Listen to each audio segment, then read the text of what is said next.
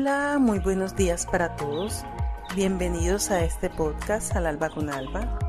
Nuevamente por aquí, trayéndoles una nueva historia y un poquito agripada, con una fuerte gripa. Hacía rato no me daba así de fuerte, como desde el 2021. Pero bueno, aquí vamos. Seguimos adelante con ella y ya pronto pasará. La historia que les traigo el día de hoy me vino a la mente, me vinieron los recuerdos por una cantidad de videos que muestran en Instagram o en Facebook, donde se ve la responsabilidad que le dan a los niños japoneses desde pequeños, tanto desde las guarderías hasta los colegios de primaria, así más o menos, donde les enseñan el sentido de la responsabilidad. Les enseñan a limpiar, a hacer aseo, a organizar, a cocinar, luego de cocinar, a lavar todos los utensilios que han utilizado para ello, a limpiar el lugar donde han comido y muchísimas cosas más. O sea, les enseñan como algún arte y un montón de responsabilidades que se ven tan pequeñitos con eso, pero que muy bien las realizan bien y pueden realizarla. Entonces, viendo esos videos así, que me han salido varios, que he visto varios, muy bonitos, claro, me acuerdo que desde pequeña uno acá es como tiene una idea tan diferente. No sé si las cosas se complican o porque los implementos que utilizamos son diferentes, no lo sé. Pero yo me acuerdo que desde pequeña no podía entrar a la cocina. No entraba a la cocina, no podía hacer nada, no sabía hacer nada. Mi madre nunca me quiso enseñar a cocinar. Creo que hasta hoy día no me enseñó a cocinar. De cosas que a veces le preguntaba cómo se preparaba algo y bueno, y era que me decía. Pero no me enseñó. Yo vine a aprender a cocinar a los 12 años, me acuerdo. Mi primera preparación fue un arroz blanco, simple y sencillo. Y me enseñó fue mi abuelita. Después de que yo le rogara que me enseñara a cocinar. Que yo quería aprender a cocinar. Que me enseñara porque mi mamá no me enseñaba ni a fritar un huevo. No sé si sería el temor a que uno se quemara, se cortara, botara la comida, dañara las cosas. De pronto no sé si es pensando en la seguridad de uno. Porque me acuerdo que en la época en que yo estaba pequeña existían unas estufas muy diferentes a las de hoy en día. Habían unas estufitas que venían de 2 y hasta de 3 puestos, que eran, claro, tenían toda su, ¿cómo les digo? Su implemento. Estaban diseñadas de tal forma, todas bonitas, elegantes, se parecen a las de hoy en día, esas que venden de gas de 2 puestos. Así tenían como un diseño parecido, pero eran en peltre. Creo que era peltre o algo así. Y traían a un lado un hueco donde se depositaba una botella llena de gas. Bueno, en ese entonces se le decía gas. En otros lugares le decían petróleo, en fin, no sé qué. Pero olía estilo arsol. Yo le sigo a eso gas. Y ese era el combustible para encender esa estufita. Ella tenía su sistema de que tenía las perillas para encender, apagar, para bajar la llama, para aumentarla. Y así para que esas eran espectaculares. Pero en la medida en que fueron implementándose ¿cómo les digo? Los tanques, son tanques de gas propano. Ya las estufas venían como diseñadas para ser utilizadas conectándole gas propano. Venían unos tanques de 20 o de 40 libras, creo yo. Eso creo, pues, hasta que me acuerdo. Y esas estufas empezaron a descontinuarse. También hacían unos fogones, se llamaban fogones porque era de un solo puesto. Un fogoncito se llamaba, me acuerdo, exocandela. Esa vaina sí era peligrosa. En el fondo era una vaina de aluminio. Abajo se echaba el gas. Luego se colocaba encima un sistema como especie del fogón que era de puras mechas. Esas mechas se empapaban en el gas y tú lo encendías y salía la llama. Eso te ayudaba a cocinar, o sea, te salvaba la vida. Tú con ese fogoncito te preparabas todas tus comidas, primero una vaina, después la otra y así. Te ayudaba a cocinar, pero eso sí, había que no echarle mucho gas o algo así porque esa perola explotaba. Yo me acuerdo que en una ocasión explotó y volteó el caldero del arroz, hasta ahí llegó el arroz. Se recuperó lo que se pudo recuperar, lo demás se tuvo que botar. Y se compuso y se siguió cocinando. Pero eran peligrosísimos. Entonces no sé si de pronto mi mamá le daba miedo de que yo me fuera a quemar o me fuera a echar la comida encima o algo así. En fin, imagínense, ya yo tenía 12 años y no sabía ni fritar un huevo. O sea, con decirles que no sabía ni hervir agua. Hasta ahí. Y estos niños, tú los ves, tienen 5 o 6 añitos, algo así. Están en la guardería y ya saben hacer de todo, preparar comidas. Mi abuelita, ella tan dispuesta, me enseñó a preparar el arroz. Esa fue la primera comida que yo aprendí a hacer. Como todo en la vida, al principio me salía o ensopado, o reseco, o salado, eso sí, y hasta ni al día el sol de hoy no se me ha quitado. Como te puede quedar salado, me puede quedar simple, pero trato de que me quede más simple. Ya ahora con todos mis malestares, con la presión alta y todo ese cuento, no se puede comer salado. Entonces allí fui perfeccionando la técnica hasta que al fin el arrocito me salía 1A, su punto de agua, su punto de aceite, su punto de sal, y quedaba rico.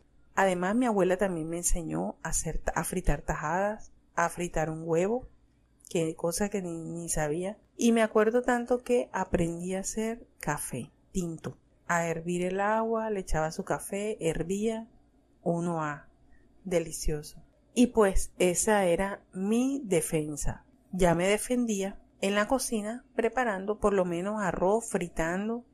Incluso, ¿saben?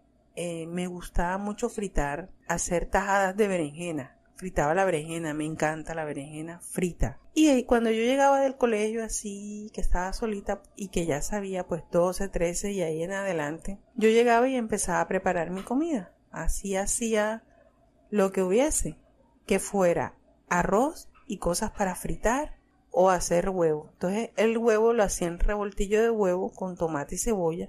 Le echaba de cuanta cosa encontraba. Le echaba ají pequeñito, cebollín, cebolla en rama, y le echaba todos los condimentos. O sea, yo le echaba hasta color, comino, pimienta.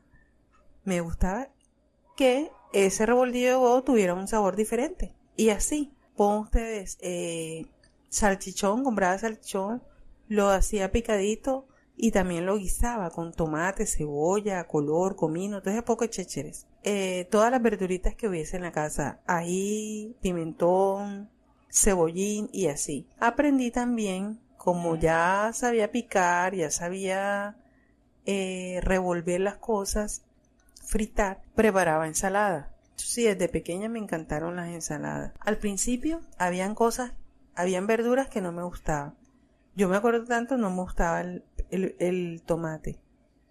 Y en algún momento le cogí el gusto. Entonces hacía ensaladitas de cebolla con pepino, le echaba el tomate, pero cuando ya yo iba a comer, le apartaba el tomate. Hasta que al fin me empezó a gustar. Y qué bonito se siente cuando uno empieza a hacer las cosas, cuando uno aprende a hacer algo y se defiende en ello. Ya con el tiempo fui aprendiendo a hacer más cosas. Y así, poco a poco, paso a paso, empecé a hacer una carne guisada, empecé a hacer una sopa. Rectifico. ¿Saben? Mi mamá me enseñó fue a hacer sopa. Claro, eso sí, yo le pregunté, ¿cómo hace usted la sopa? Entonces me dijo, ella colocaba en una olla de presión la costilla, como las cosas más duras, la costilla, la mazorca, auyama, así que era como lo más duro. No sé qué otra más cosa. Bueno, y la ponía en la olla de presión. Entonces, en una olla aparte, en una olla grande donde iba a hacer la sopa, picaba y empezaba a cocinar lo que era la papa, la yuca, las verduras. Le echaba Me acuerdo tanto en aquella época era Doña Gallina o caldo de gallina Maggi, una cosa así. Se le echaba a la sopa para que cogieran más gusto. Le echaba la verdura y empezaba a cocinar. Así yo aprendí a hacer la sopa. Luego de que ya la costilla, la mazorca y eso hubiese zanahoria o llama, se hubiese ablandado en la olla de presión, la echaba, todo ese menjurje lo echaba en la otra olla y seguía cocinándose. Le echaba sus pimienticas de olor, un triste color, porque esas sopas ahí todas claras, todas feas, no, grises no. A mí me gustaban que quedaran como amarillitas. Y no me gusta, yo aprendí y le echaba de cuanta cosa encontraba, yuca, papa, plátano, guineo verde, etcétera. Pero me di cuenta que al utilizar guineo verde en la sopa, les dejaba siempre un color como gris. No se ponían amarillita. Así tuvieran auyama, zanahoria, hasta color no se ponían amarillita. Sino siempre estaba como gris. Y el guineo verde le quitaba como el sabor a carne, a todo. Entonces la bendita sopa sabía a guineo verde. Yo odio las sopas que traigan guineo verde. Porque les quita como el sabor. A menos que tenga un pocotón de carne, de hueso, quién sabe. Pero si tiene más guineo verde, eso, póngale la firma que eso no sabe a sopa, sabe a sopa de guineo verde. Ella sí me enseñó a hacer eso. Y yo probando, viendo videos, leyendo libros. Eso sí, yo era fanática de todas las revistas con las comidas. Y leyendo el procedimiento, fui aprendiendo a hacer muchísimas cosas. Y para que se den cuenta ustedes, cómo en la vida, cómo repetimos ciclos, muchas veces no rompemos los círculos o los ciclos. Yo tampoco le enseñaba a mi hija a cocinar. También tenía el miedo, o es que no sé si tenía miedo de que ella se quemara, se echara algo encima, un aceite, un agua caliente, un arroz. O la cuestión es de que cuando uno está en la cocina se pone como egoísta, o sea, toda la preparación la voy a hacer yo. No quiero más manos. Pienso que ese es como que era mi cuestión. Y también el que pensaba que ella se iba a hacer algún daño. Yo hago todo y así. Hasta que mi hija se fue a estudiar a la universidad. O no sé si antecito, pero creo que yo no le daba la oportunidad. No le enseñaba a cocinar. O sea, tuvo que estar como fuera, tuvo que estar ausente. Y distante era que me decía, mamá, ¿cómo se...? O yo creo que lo máximo que yo le dije, le enseñé una vez a hacer fue el arroz. Comenzamos por el arroz blanco.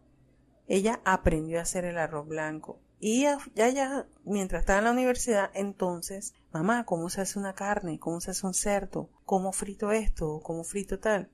Yo, bueno, las tajadas así, de esta forma, los patacones así, arepitas, y poquito a poco fue aprendiendo a hacer cosas. Ella solita, y yo casi no le enseñé, miren usted. Entonces ahora, hoy en día, ya está grande de 20 y tantos años, es que yo le estoy enseñando poco a poco.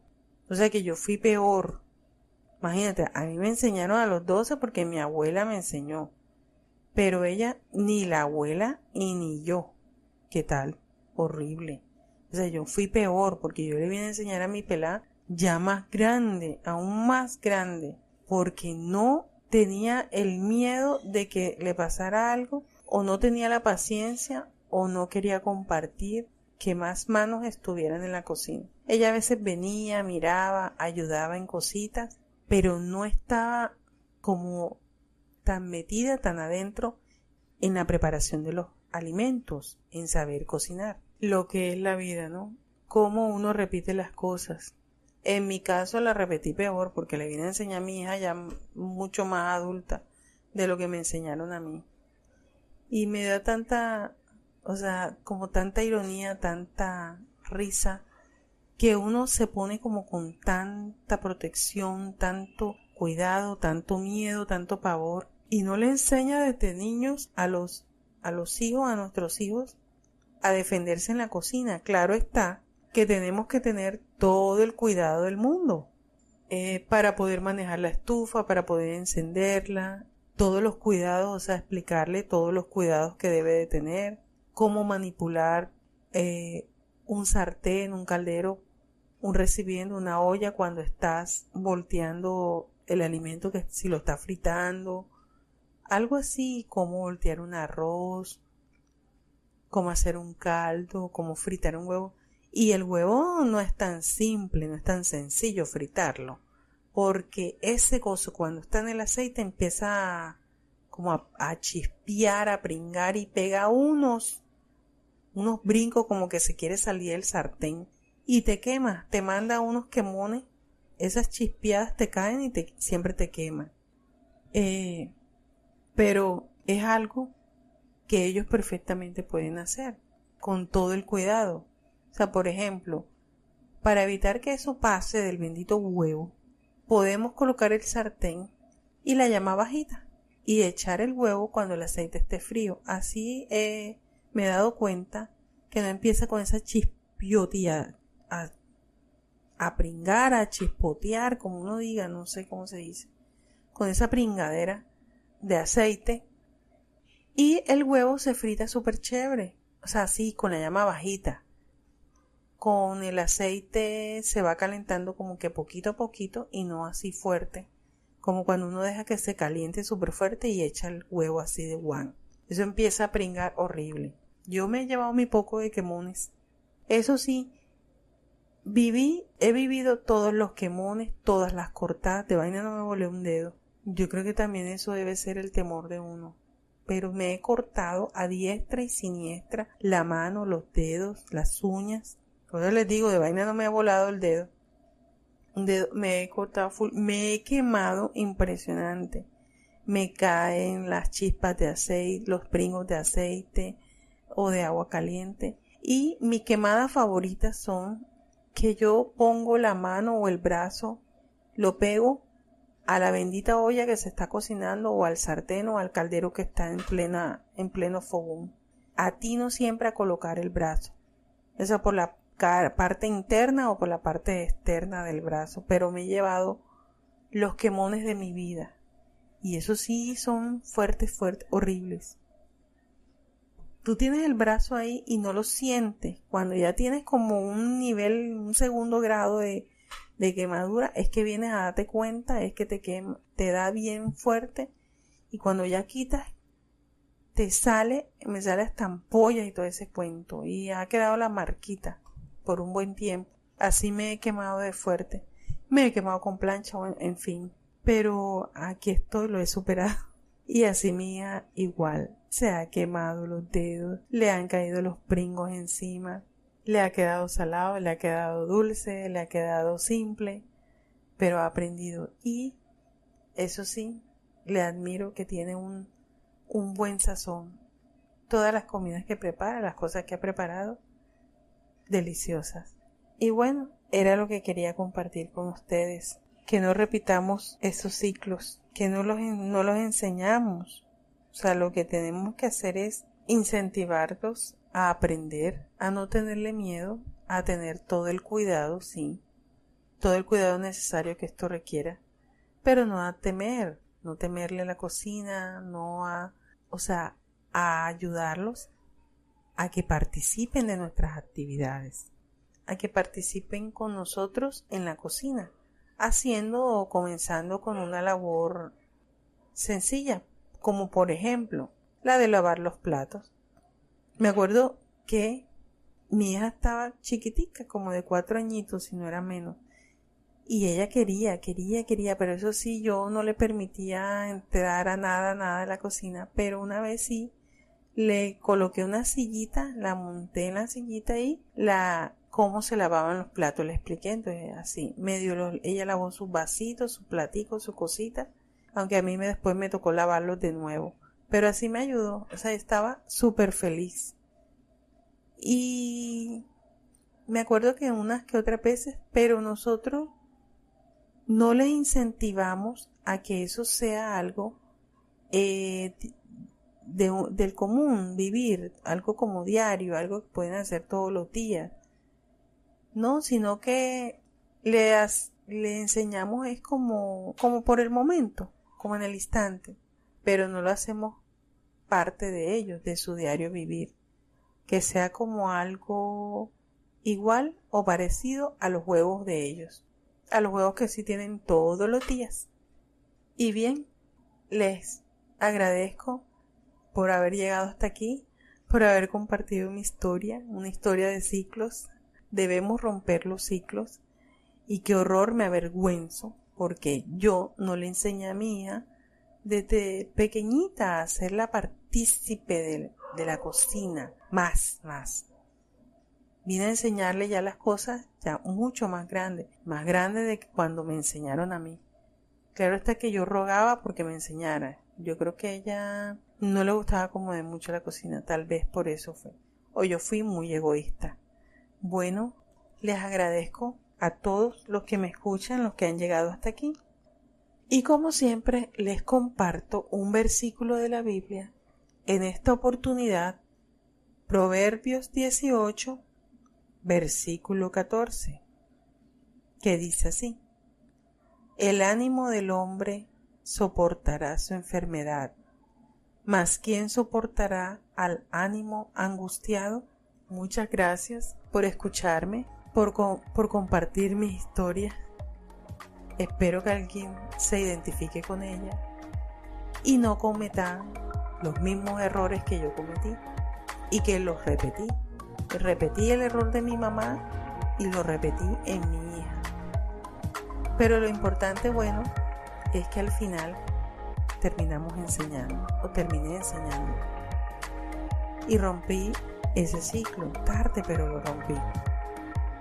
Hasta una próxima oportunidad, hasta otro día, hasta el próximo viernes. Y espero que disfruten este hermoso día con un delicioso café y un rico pan caliente. Chao.